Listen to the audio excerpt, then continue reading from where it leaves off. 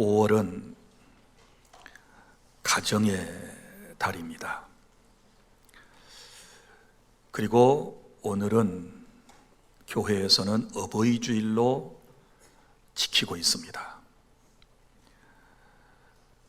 오늘 이 시간에는 하나님 나라에 대한 말씀 12번째 시간으로 하나님 나라 백성의 기도에 대한 말씀을 함께 나누도록 하겠습니다. 여러분, 가족이란 참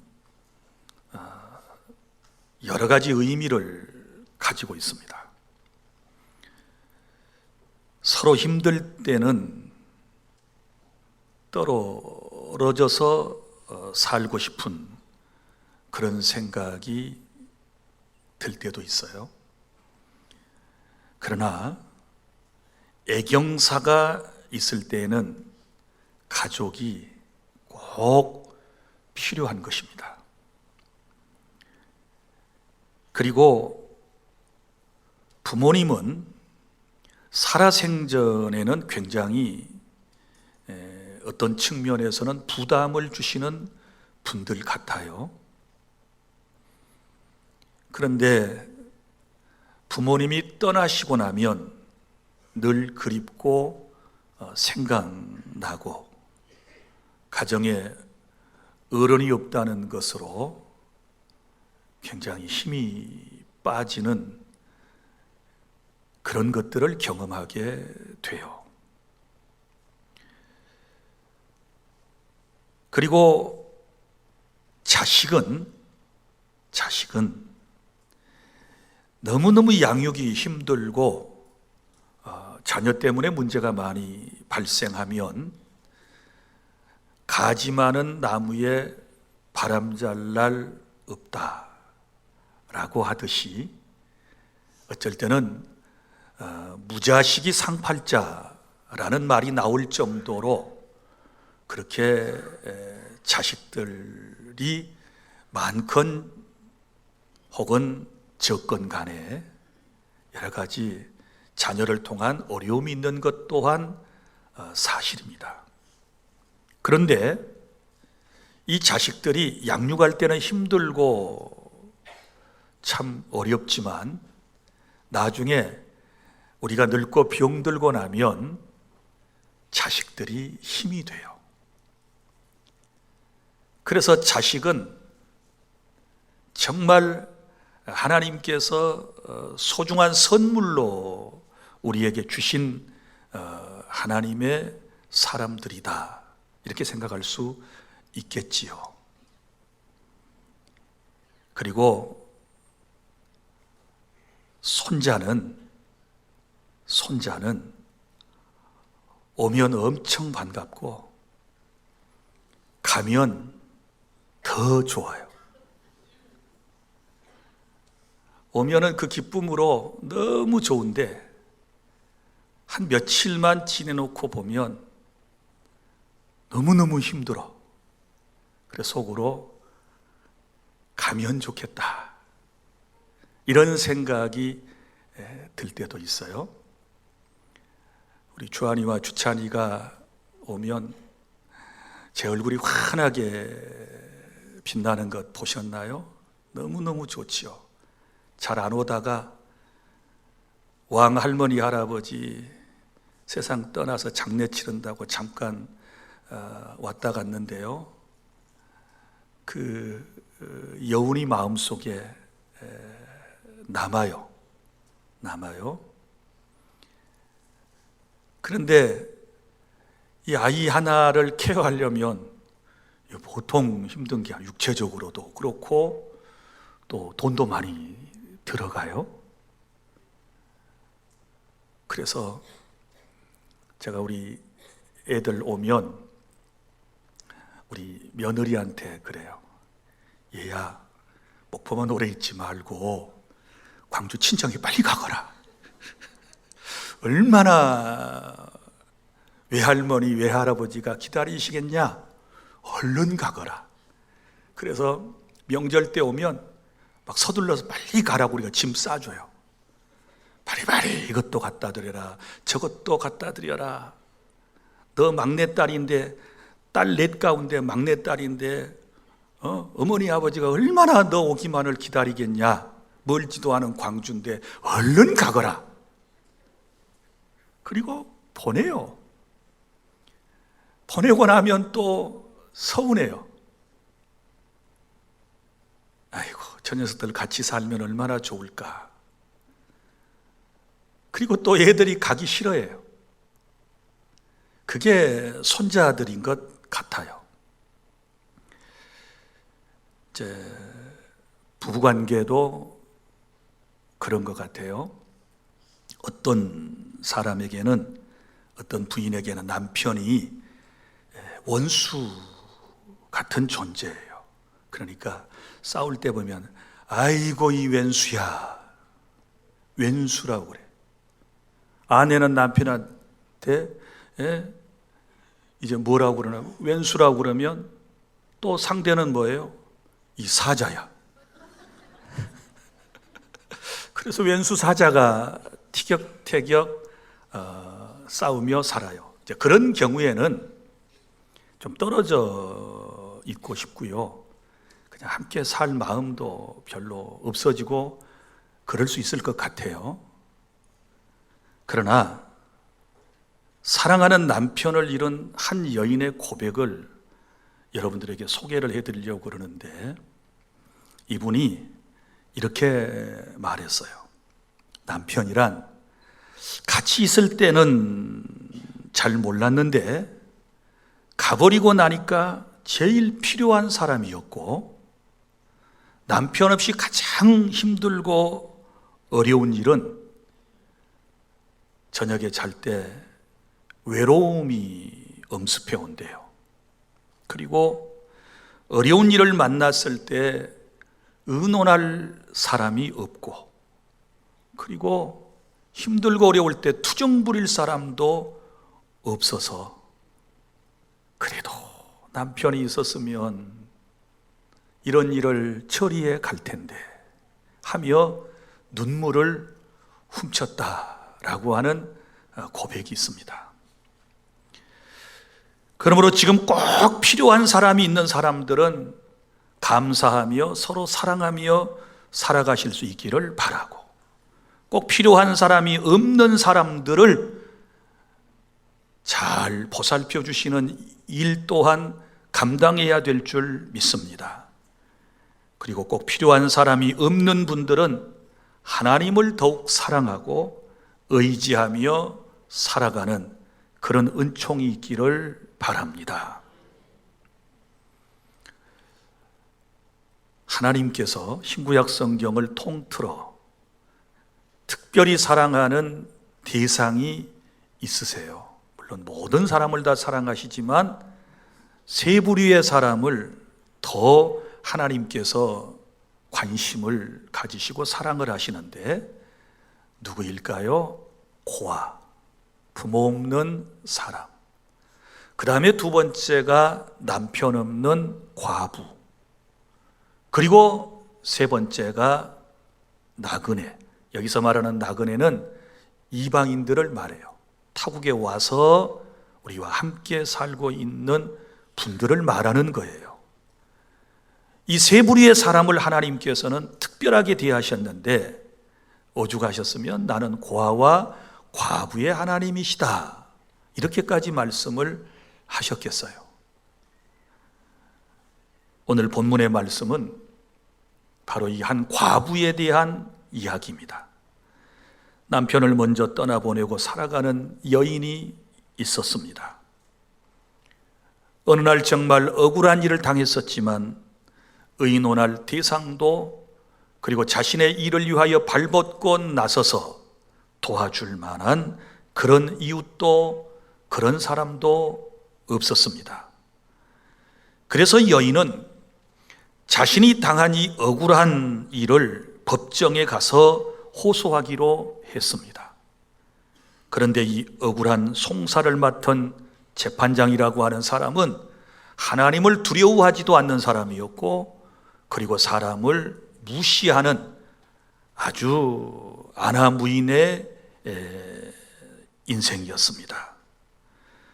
과부는 그에게 찾아가서 자신의 억울한 일에 대해서 말하고 공정한 재판을 요구했지만 이 피도 눈물도 없는 이 재판장은 이제 엉터리 판정을 곧 할 요량이었습니다. 만약에 이 과부가 재산이 많았거나 혹은 세력이 있는 명문 가문의 부인이었다면 이 재판장이 그렇게 무시하지 못했을 것입니다. 그러나 여기 원한에 사무친 이 여인은 여기서 물러서지 않았습니다. 그는 계속 재판장을 찾아가서 자신의 사정을 말하며 제발 재판을 공정하게 해주십시오 라고 요구했습니다. 그런데 마침내 재판장의 마음에 이 끈질긴 여인의 행동이 변화를 가져오게 했습니다. 내가 하나님도 두려워하지 않고 사람을 무시하나 이 과부가 나를 번거롭게 하니 내가 그 원한을 풀어주리라. 그렇지 아니하면 늘 와서 나를 괴롭게 하리라. 이렇게 생각을 하고 불의한 재판장이 그 과부의 원한을 풀어주었다라고 하는 이야기입니다. 이 이야기는 누가 했습니까? 예수님께서 하셨습니다. 어떤 목적을 가지고 하셨나요? 1절에 보면 항상 기도하고 낙심하지 말아야 할 것에 대하여 비유로 하신 말씀이다. 이렇게 1절이 시작이 되고 있습니다. 그러니까 기도에 대한 말씀이고 또 특별히 기도의 태도를 강조하고 있는 본문의 말씀이다라고 하는 것을 누구나 알 수 있도록 이 본문이 기록되어 있습니다.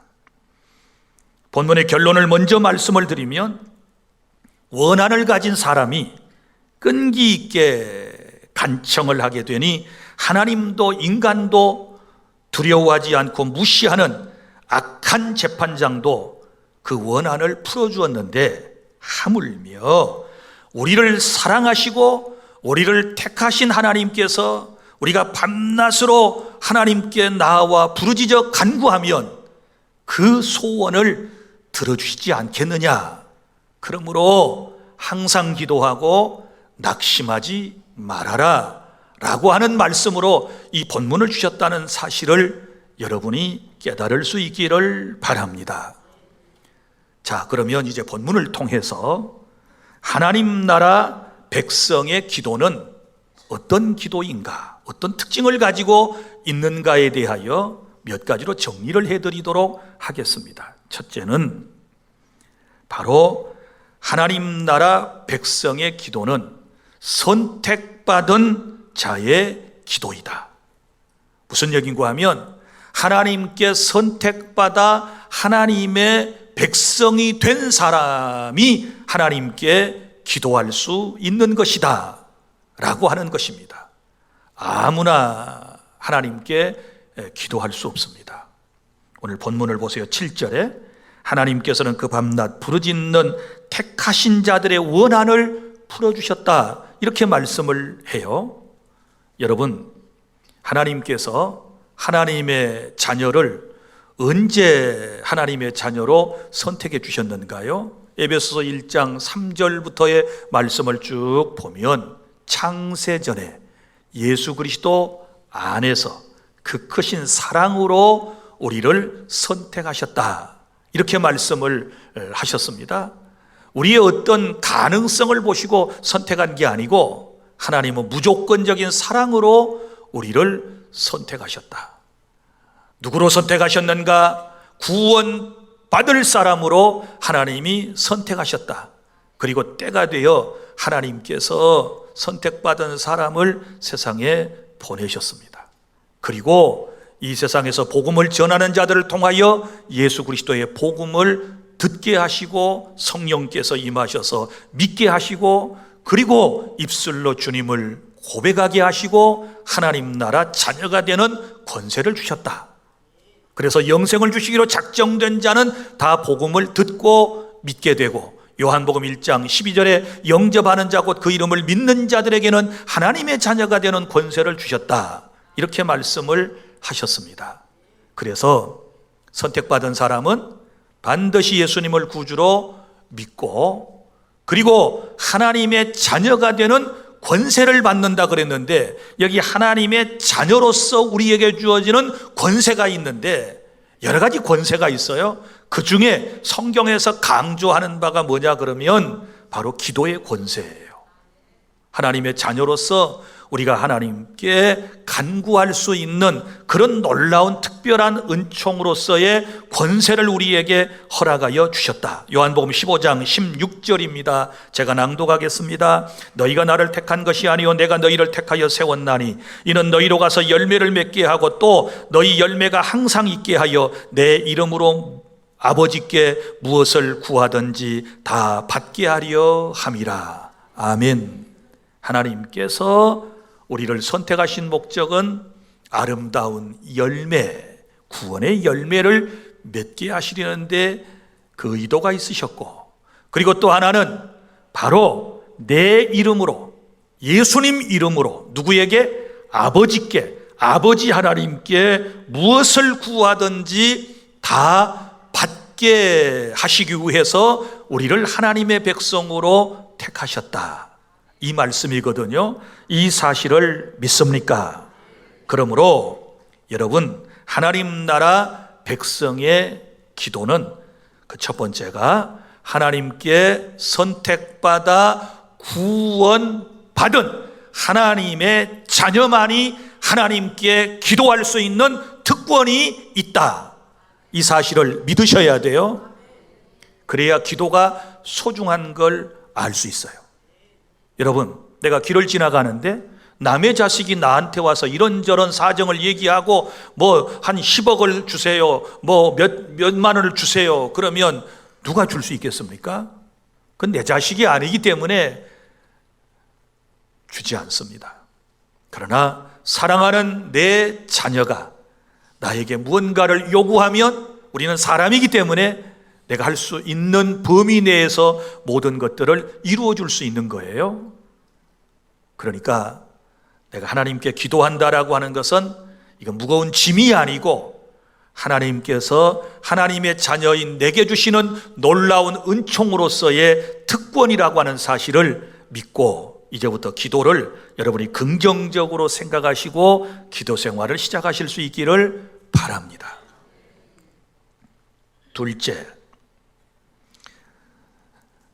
하나님 나라 백성의 기도는 하나님께 밤낮으로 부르짖어 간구할 때 하나님께서 응답을 약속하셨습니다. 자, 보세요. 하나님께서는 우리의 모든 사정을 다 알고 계십니다. 그럼에도 불구하고 오늘 본문의 말씀을 보면 이 비유를 말씀하시고 7절과 8절은 이 비유에 대하여 구체적인 주님의 설명이시거든요. 그 설명 가운데 딱 나오는 게 뭐예요? 밤낮으로 부르짖는 기도에 대하여 말씀을 하셨거든요. 여기서 먼저 기도의 대상이 누구인가가 중요합니다. 아까 요한복음 15장 16절에서도 아버지께 내 이름으로 구한다, 성부 하나님께 성자 예수님 이름으로 구한다, 이렇게 말씀을 하셨거든요. 그래서 기도의 대상은 하나님이시거든요. 오늘 본문에 나오는 이 과부는 자기 자신의 문제를 해결하기 위해서 능력 있는 재판장을 찾아갔습니다. 도움을 구해야 할 대상을 그는 잘 알고 선택하게 된 것입니다. 여러분, 여기서 그의 원한은 법정에서 풀어야 할 문제였습니다. 이 법리적인 문제를 지금 가지고 간 거예요. 만약에 물질 문제였으면 돈 많은 사람을 찾아가야지요. 만약에 이 문제가 이제 정말 보편적인 어떤 간단한 문제였으면 친구에게 찾아갔겠지요. 그러나 지금 이 사람이 직면하고 당면한 문제는 선생님도 아니고 친한 친구도 아니고 그리고 돈 많은 사람도 아니에요. 누구라고요? 법적으로 이 문제를 해결해 줄 수 있는 재판장이었어요. 그래서 우리가 무슨 일을 만나면 누가 이 문제를 해결할 수 있는 적격자인가, 그럴 만한 능력을 갖추고 있는가를 우리가 바로 아는 것이 중요한 거예요. 그래서 오늘 이 여인이 그러했던 것처럼 저와 여러분도 이 세상을 살다 보면 참 원한 맺힌 일이 많아요. 내 힘과 내 능력으로 할 수 없는 일들을 우리는 직면하게 돼요. 그럴 때 어떻게 해야 될까요? 나의 문제, 나의 억울한 문제, 나의 이 힘든 문제를 풀어주실 분은 바로 전능하신 하나님이시다. 믿습니까? 사람 찾아가서 얘기해 봐야 해결될 문제가 아니고 전능하신 하나님, 그리고 또 전능자라 할지라도 나를 사랑하지 않고 내 사정을 잘 이해해 주지 못하는 그런 능력의 사람이나 신이라면 소용이 없어요. 그런데 우리 하나님은 저와 여러분을 사랑하심을 믿으시기를 바랍니다. 얼마나 사랑하시는가? 우리를 구원하기 위하여 우리의 죄값을 치르기 위하여 하나님은 독생자 예수님을 우리를 위하여 보내주셨고, 예수님 또한 우리를 너무 사랑하셔서 십자가 위에서 우리의 죄를 대신하여 죽으심으로써 우리의 모든 죄를 용서해 주셨다는 사실을 믿으시기를 바랍니다. 그러므로 과부가 자신의 억울한 문제를 해결하기 위해 재판장을 찾아가서 끈기 있게 간청함으로 해결을 받은 것처럼, 다시 말합니다, 전능하신 하나님, 사랑의 하나님을 찾으시는 그런 은혜가 있기를 바랍니다. 그 다음에 이제 하나님을 찾아왔으면 전능하신 하나님을 여러분이 성령의 인도하심을 따라 찾아 나오셨다면 해야 할 일이 있어요. 그 밤낮 부르짖는 기도, 이것을 주님은 원하신다. 이제 문제를 가지고 왔으면 밤낮 부르짖어 기도해야 된다. 다 아시는 하나님이고 전능하신 하나님이니 그냥 가만히 기다려서 되는가? 그렇지 않다는 겁니다. 여기 보세요. 과부가 재판장에게 자기 자신의 원한을 풀어달라고 하는 이 비유의 말씀 가운데서 몇 가지 우리가 동기부여를 받는 아주 강력한 단어들이 몇 개 나옵니다. 3절 보세요. 이 과부가 자기 자신의 원한을 풀기 위해서 자주 그에게 가서, 자, 먼저 자주 재판장에게 가서 이 억울함을 풀어달라고, 제발 공정한 재판을 실행해달라고 부탁을 했다는 거예요. 자, 여기 자주. 그 다음에 그에게 가서, 집에 가만 앉아가지고 이웃사람 시켜가지고 자기 사정 대신 말해주세요 이런 게 아니고 본인이 뭐예요? 직접 찾아간 거예요. 기도가 그래요. 자주 하나님께 나와서 자주 성령 안에서 무시로 기도하는 시간을 누가 가져야 돼요? 내가 기도해야 되는 거예요. 믿습니까? 그에게 가서, 이거 자기가 간 거예요. 그리고 또 5절에 보면 이 재판장이 한 말을 우리가 몇 단어를 귀담아 들어야 할 단어들이 나오는데, 자, 이렇게 말합니다. 이 과부가 나를 번거롭게 하니, 번거롭게 하다. 그 다음에 늘 와서, 그리고 나를 괴롭게 하리라. 지금 이 과부가 지금까지 자기에게 한 일을 보고 만약에 내가 이 과부의 원한을 법리적으로 풀어주지 않고 공정한 재판을 하지 않게 되면 계속 또 번거롭게 할 것이다. 늘 와서 나를 괴롭게 할 것이다. 그러니 내가 이 여인의 원한을 풀어주리라. 이랬다는 거예요. 그러면 여러분, 우리가 기도의 응답을 받기 위해서 어떤 간절함이 필요하다는 얘기거든요. 간절함이 필요해요. 우리에게 부르짖는 기도가 필요하다라고 하는 것입니다. 사정을 다 아시니까 알아서 척척해 주실 거야. 그거 아닙니다. 내가 하나님 앞에 나와서 밤낮 부르짖어 기도는 못할 망정, 여러분 늘 하나님 앞에 엎드려서 하나님의 은혜를 구하는 그런 기도의 삶이 될 수 있기를 바랍니다. 하나님께서 이스라엘 백성을 애굽에서 구원해 내주실 때 기록된 말씀입니다. 출애굽기 3장 7절부터 8절까지 말씀을 다 함께 보면 여호와께서 이르시되 내가 애굽에 있는데 백성의 고통을 분명히 보고, 자, 고통을 분명히 보고, 기억하세요? 하나님께서는 애굽은 세상을 의미하는데 내가 세상에서 고통당하는 모습을 누가? 하나님께서 대충 보아요? 분명히 보고, 믿습니까? 저와 여러분이 세상에서 힘겹게 살아가는 그 모습을 분명히 보고 계시는 분은 하나님이심을 믿으시기를 바랍니다.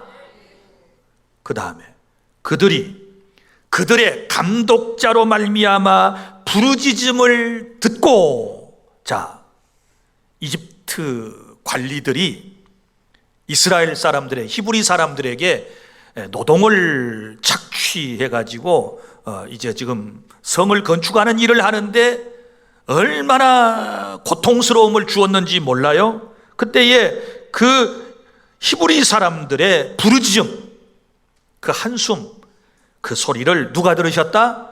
하나님께서 들으셨다. 자, 고통을 분명히 보셨다. 그 다음에 부르짖음을 들으셨다. 여기까지 이해하셨습니까? 그 다음에 그 근심을 알고 그들은 근심 가운데 하루하루를 살아갑니다. 그 근심, 마음속의 근심을 하나님께서는 아셨다. 그리고 난 다음에 이렇게 말씀하셨습니다. 내가 내려가서 그들을 애굽인의 손에서 건져내어, 할렐루야. 그러니까 보고 듣고 아시는 하나님께서 이제 우리에게 응답을 주신다.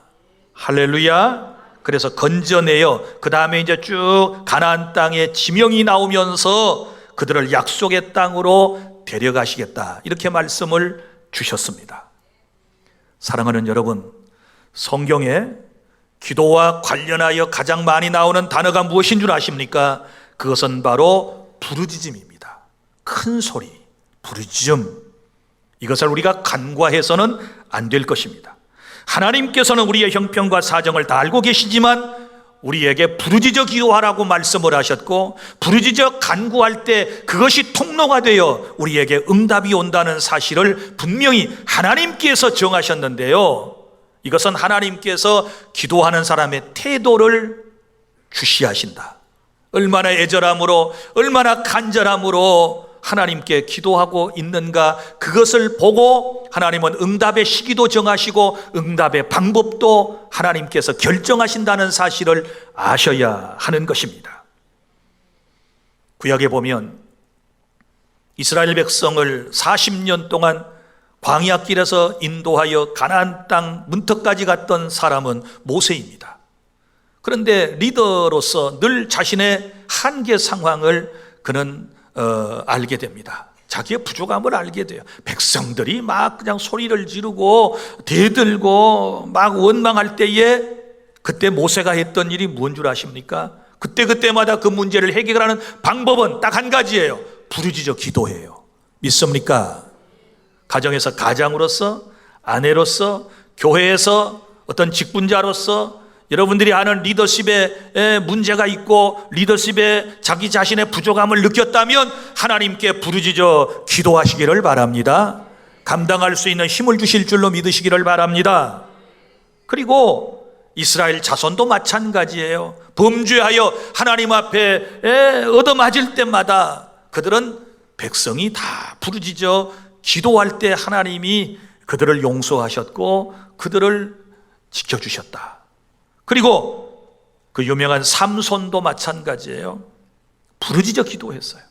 그럼 부르짖어 마지막 회개 기도를 다곤 신전을 붙들고 하지 않습니까? 그때 하나님께서 그의 부르짖는 기도를 들으시고 다곤 신전을 무너뜨리게 하시고, 그리고 삼손이 건강했을 때 죽인 블레셋 사람보다 그 신전이 무너져 압사당한 블레셋 사람의 숫자가 훨씬 더 많이 있었다고 성경은 말하고 있습니다. 부르짖어 기도하셔야 돼요.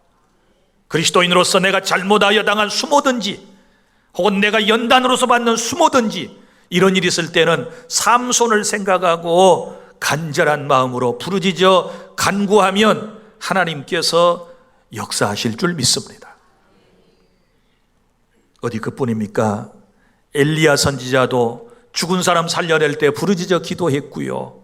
그리고 예수님 시대에 수많은 사람들도 사연 있는 사람들마다 주님 앞에 나와서 기도하게 되었을 때 응답받는 역사가 있게 된 줄로 믿으시기를 바랍니다.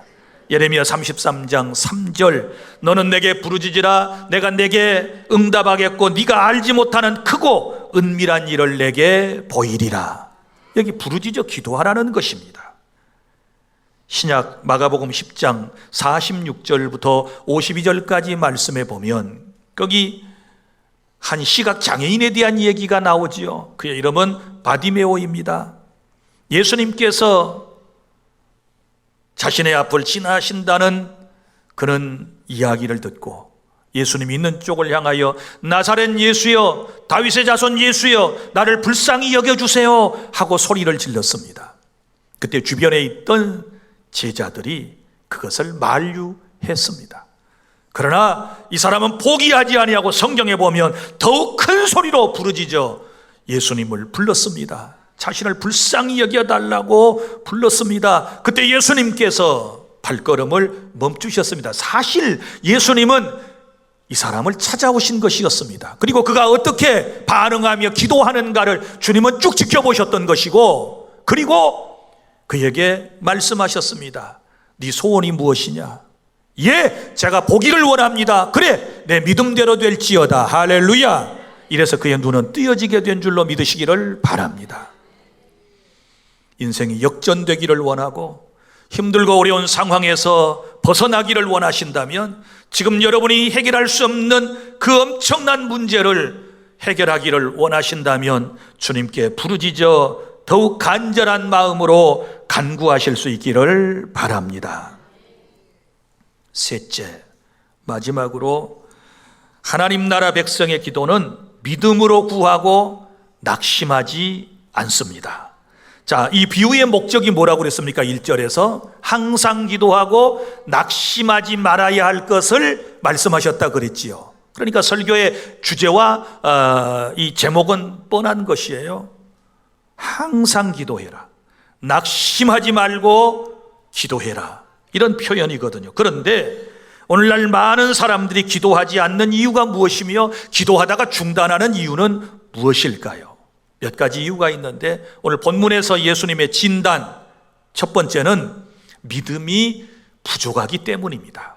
예수님께서 이 불의한 재판장에 대한 이야기와 과부에 대한 얘기를 쭉 하시다가 8절에서 뜬금없이 이런 말씀을 하셨습니다. 뭐라고 말씀을 하셨습니까? 자, 내가 너희에게 이르노니 속히 그 원한을 풀어주리라. 그러나 인자가 올 때에 세상에서 믿음을 보겠느냐? 자, 인자는 예수님, 세상에 올 때에, 이 말은 재림을 말씀하는 거예요. 그때에 믿음을 보겠느냐라고 하는 말씀은 몇 가지 중요한 의미가 함축되어 있는 거예요. 내가 올 때쯤 되면 많은 사람이 믿음에서 떠나게 될 것이다. 나를 저버리고 떠나게 될 것이다. 믿음을 포기하게 될 것이다. 여러 가지 사정과 형편과 박해를 통하여 나를 저버리는 사람들이 너무너무 많이 있을 것이다 라고 하는 말씀이고요. 그리고 이것은 기도에 대한 본문이니까 인자가 세상에 다시 올 때 믿음을 보겠느냐, 이 말은 모든 상황 가운데서 믿고 끝까지 기도하는 사람이 있을까라는 말씀이거든요. 요즘 사람들의 모습을 지금 말씀한 거예요. 사람들이 하나님 앞에 기도의 응답을 받으려면 여기 한 과부처럼 끈기 있게 지속적으로 간절한 태도를 가지고 간구해야 되는데 요즘 그런 사람 없잖아요. 교회 안에서 울고불고 기도하는 사람 전 본지 지금 몇십 년 된 것 같아요. 없어요. 언제 기도하다 눈물 흘려보셨나요? 혼자 억울해서는 울었겠죠. 남편도 내 마음을 몰라. 자식놈도 소용없어. 어버이날 꽃 한 송이도 안 보냈어. 전화 한 통도 없는 며느리 생각하니까 서러워가지고 그때나 눈물 훌쩍훌쩍 했겠지요. 그러나 정말 여러분이 하나님의 은혜 가운데서 영적으로 통곡하며 언제 눈물을 흘려보셨나요? 자, 여러분, 인자가 올 때의 세상에서 믿음을 보겠느냐? 믿음이 없고 믿음이 부족하기 때문에 사람들이 기도하다가 낙심하는 것이다, 이렇게 말씀을 하고 있습니다. 그 다음에 또 하나의 이유는 교만이죠. 교만. 왜 기도하지 않습니까? 왜 기도하다가 중단합니까? 교만이에요. 어떤 교만입니까? 자, 자기 힘으로 다 해결할 수 있다는 거예요. 자기 능력으로 할 수 있다는 거예요. 그러니까 하나님께 기도하지 않지요. 그리고 좀 기도하다가 하나님이 도와주셔서 잘 진행되니까 이만큼이면 됐어, 나머지는 내가 다 할 거예요. 그리고 기도를 또 스톱하는 거예요. 교만이죠. 여러분, 누가 기도하지 않습니까? 교만한 사람이 기도하지 않아요. 누가 기도합니까? 자신의 부족함을 깨닫는 겸손한 사람이 엎드려 기도하게 될 줄로 믿으시기를 바랍니다. 그리고 또 하나, 기도하지 않는 이유와 기도하다가 낙심하는 것은 바로 인내심의 부족과 낙심 때문에 그래요. 인내심. 기도에는요, 인내심이 필요해요. 끝까지 간구하는 거예요. 언제까지? 응답을 주실 때까지. 설교를 준비하다가 한 예화집에서 본 얘기인데요, 아프리카 사람들은요, 비가 안 오면 기우제를 지낸대요. 그런데 이 사람들의 기우제 뒤에는 반드시 비가 내리는 특징이 있대요. 어떻게? 그랬더니 비가 오는 날까지 기우제를 지낸대요. 언제까지? 비가 올 때까지 기우제를 지낸다는 거예요. 그러니까 비가 오는 거지요. 자, 기우제의 능력일까요? 그건 아닌 것 같고. 자, 끈기를 얘기해요. 언제까지 기도해야 되나요? 응답될 때까지 하나님 앞에 계속해서 부르짖어 간구하면 반드시 응답될 줄로 믿으시기를 바랍니다. 마태복음 7장 7절. 자, 하나님께서 구하라, 찾으라, 두드리라, 이렇게 말씀하셨어요. 구하면 하나님께서 주신다. 찾으면 찾게 된다. 문을 두드리면 열릴 것이다. 이 말씀이잖아요. 어떤 분이 이 본문에 대하여, 흑인 목사님이신데요, 이분이 이런 이야기를 붙였어요. 자, 구하고 찾고 두드리면 다 동사잖아요. 아주 적극적인 기도의 이 모습을 우리에게 보여주고 있는데, 이런 거예요. 두드림에 대하여, 자, 어떤 문이 닫혀 있습니다. 그리고 그곳에 들어가기 위하여 닫힌 문을 계속 노크를 하는 겁니다. 계속 문을 두들기고 또 두들기는 겁니다. 얼마만큼 손이 깨어져 피투성이가 되고 그 피가 문지방까지 흘러내리는 정도로 그렇게 두들기는 것을 성경은 말한다. 그런 기도를 해본 적이 있는가? 라는 반문이에요. 그런 기도 해보셨나요? 목이 쇠도록.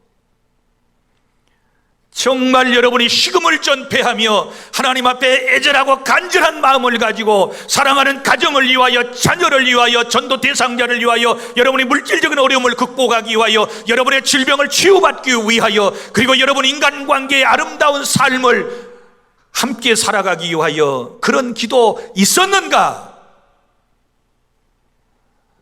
우리 없단 말이죠.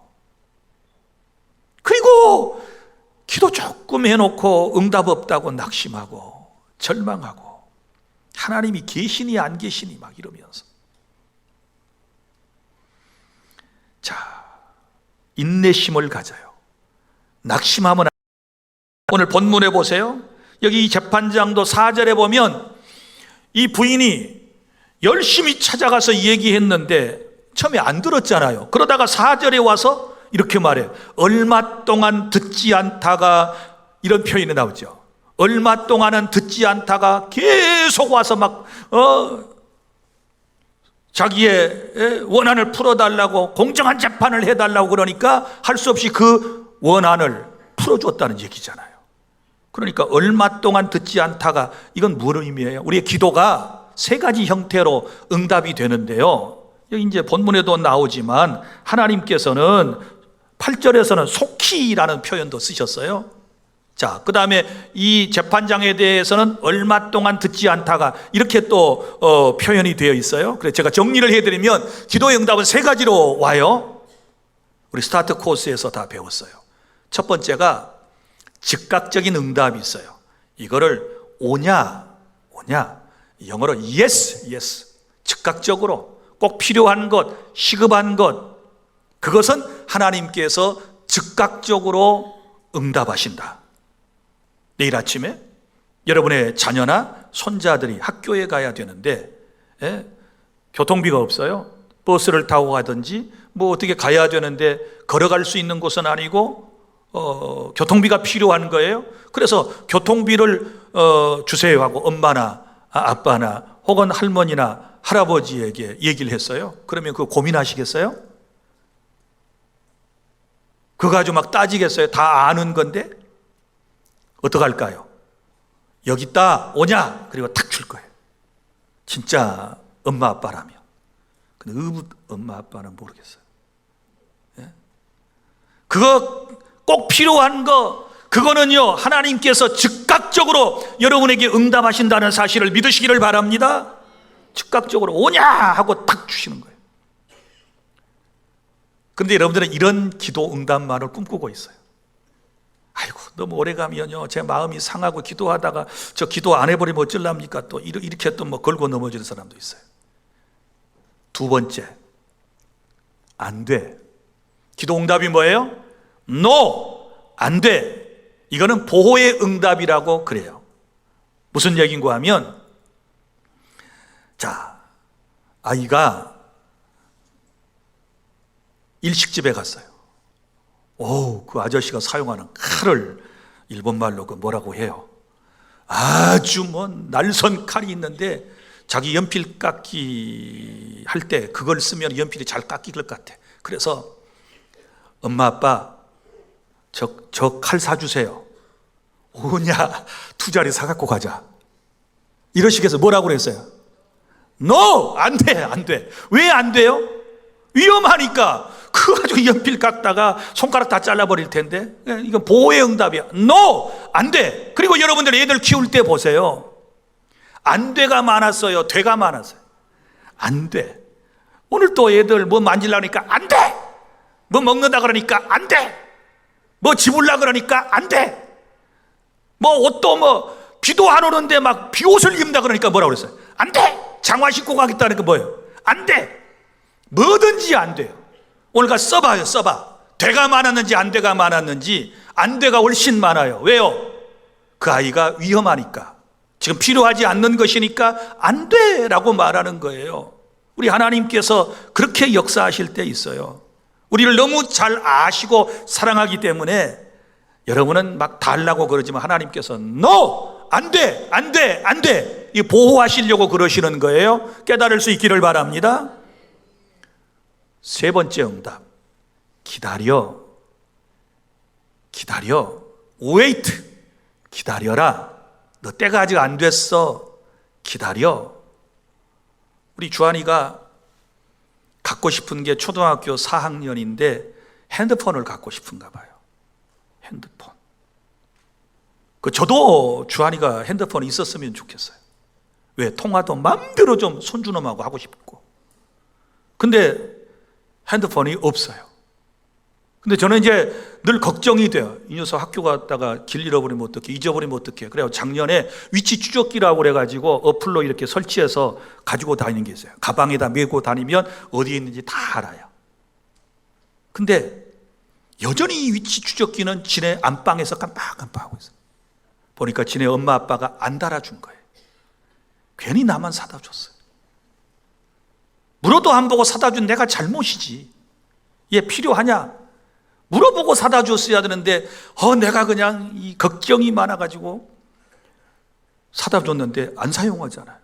근데 주한이가 이번에도 와가지고 할아버지, 우리 엄마는 걱정이 많아요. 왜?